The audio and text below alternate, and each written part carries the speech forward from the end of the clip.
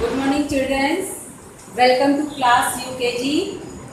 English में आज हम आपको फोनिक साउंड ऑफ ई पढ़ाएंगे। Page number 7। Page number 7 open करिए रीडिंग बुक का।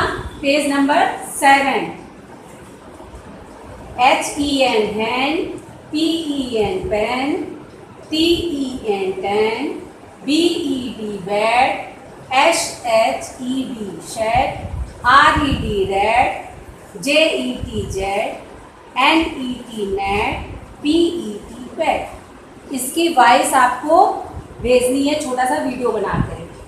नीचे पोयम है इसे ईना मीना। ईना मीना मीना मो catch the bad boy by his toe.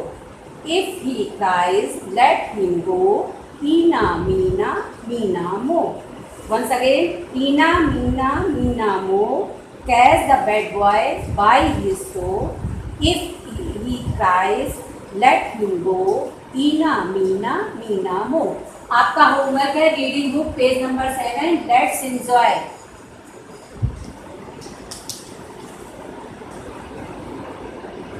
इसमें आपको say the name of each pictures below.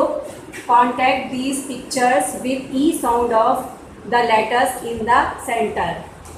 ये आपको हॉनी बी है, लीफ है, पेंसिल, की, tree, aeroplane. Look at the pictures and fill in the blanks using the letters E. E का use करके ये आपको फिल करना है। इसमें FEE, these are our feet, FEET.